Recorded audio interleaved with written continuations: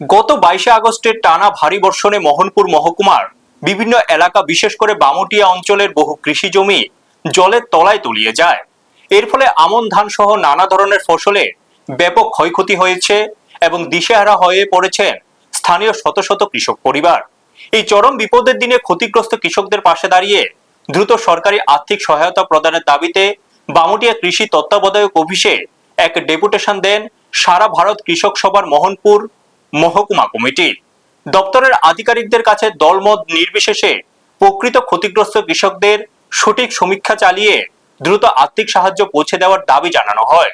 উক্ত কর্মসূচিতে উপস্থিত ছিলেন বামুটিয়ার বিধায়ক নয়ন সরকার, সারা ভারত কৃষক সভার মোহনপুর মহকুমা সম্পাদক রমন দেব ও সিপিআইএম বামুটিয়া অঞ্চল সম্পাদক পার্থ দাস সহ অন্যান্য নেতৃবৃন্দ। ব্যুরো রিপোর্ট, নিউজ তৎকাল 24। ভারত কৃষক সভা মোহনপুর বিভাগীয় কমিটির উদ্যোগে আজকে আমরা বামুটিয়া কৃষি মহকুমা আধিকারিকের সাথে মিলিত হয়েছি, একটা ডেপুটেশন প্রদান করি, সাথে আমিও আছি প্রতিনিধি দলে। ব্যাপারটা হলো গত পরশুদিন মানে 22 তারিখ রাত্রে প্রবল বৃষ্টির ফলে যে বন্যা হয়েছে বিভিন্ন জায়গাতে, বিশেষ করে বামুটিয়া, আপনার এদের বামন পুষ্কুনি, নোয়াগাঁও, তাছাড়া তালতলা, বেরিমুড়া, বিভিন্ন জায়গাতে, অনেকগুলো নাম উল্লেখ করা যাচ্ছে না, আমরা কাগজে উল্লেখ করেছি।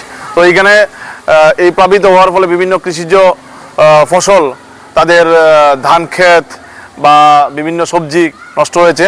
সেইগুলা ক্ষতিপূরণ পাওয়ার ক্ষেত্রে যাতে সঠিক কৃষক, যারা প্রকৃত কৃষক, তারা যাতে পায়, তার জন্য আমরা দাবি। আপনারা দেখছেন নিউজ তৎকাল 24।